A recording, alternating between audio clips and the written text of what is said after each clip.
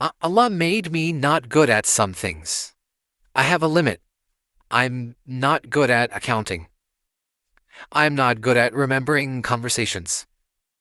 Uh, my mother is. My wife is very good at remembering conversations. Do you remember what you said yesterday? If I'm being honest, I don't even remember what I said 1 minute ago, if I'm being completely honest. Do you remember that game in 1992, the World Cup final? Yeah. Yeah, that was awesome. But do you remember what you said yesterday? Nope. I got nothing. There are some people that can remember some things, not remember other things. I'm good at creativity, not good at management. This is just the thing. There are some people very good at organizing, but not very good at patience. Right? Happens. Usually organized people, very impatient people. It's a thing. All right. Because they see any chaos around them, they're like, you know. so, so here's the thing. Yes, I have free will, I have choice, but I have intellectual limits. I have capability limits. I have physical limits. There's a limit to my height. There's a limit to my strength. There's a limit to my physical ability. There's a limit to my economic mobility, right? There's a physical bodily limit. And that limit is a jibillah. There's a saying in Old English, you can't grow out of your skin.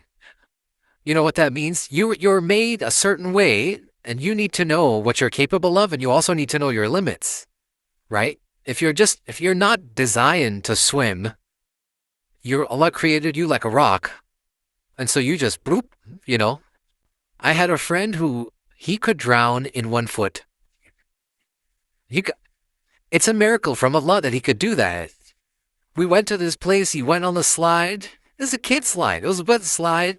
You could stand up on it, your knees won't even be wet. And he's like, wow, wow, wow. Like, Allah didn't make you for that, right? So there's the limit placed within our genetic makeup. There's the siblings, some siblings super genius, super creative, super academic, and the other one super athlete, but don't ask him to study. Allah made two different jibillah. You understand? So there is this body that Allah gave us and this mind, these genetics that Allah gave us that are all different for all of us. The path that Allah chose, that He says He guided you to a path. The path He made was unique to you. And the path He made for me was unique to me, based on my jibillah, physically, and outside of my jibillah, my environment. This is what psychology tells us. Human personality is made up of two things. It's made up of your genetics and it's made up of your environment. That's what modern psychology basically tells you, right? And Quran is also talking about how within that environment, like the hadith says, everybody was born on fitrah. Parents make them Jews, Christians, and that's environment, isn't it? Right? So your environment and your genetics, within that, Allah gave you a path. Now, a farmer who lives with his kids out on top of a mountain somewhere, and he has to choose the right path. His right path is a different one. And the manager of a multi-million-dollar organization, he says that's a VP or something like that, his jibillah and his path is a different one. The choices he has to make or she has to make are different ones, you understand? And so each one of them was given the right directive to come back to Allah to do the right thing, and it was put inside of them. This is the jibillah from the body point of view. But then there's the grueling test and the ruh. The ruh itself, meaning there's my physical limits, but then there's my spiritual core inside. That spiritual core also exists inside me. It also has a voice. It also has a say, and it cannot be found in the study of psychology. It cannot be found in philosophy. You can't find it in those studies, but I know it exists because you just know it does. That's the sound. That's the thing inside you that feels something when you pray. That's the thing inside someone. Incidentally, I met a woman yesterday.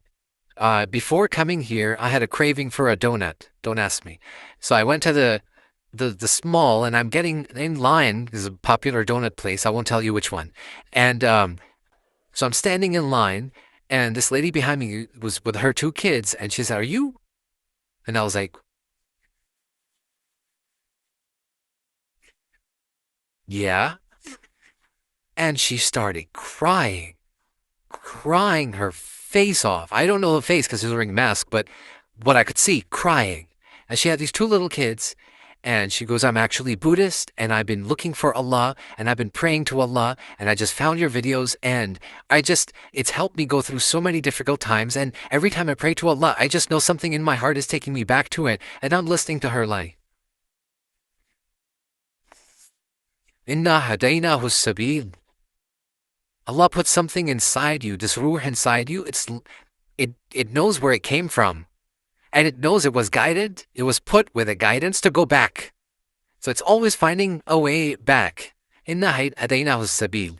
So this is actually the test of the ruh itself.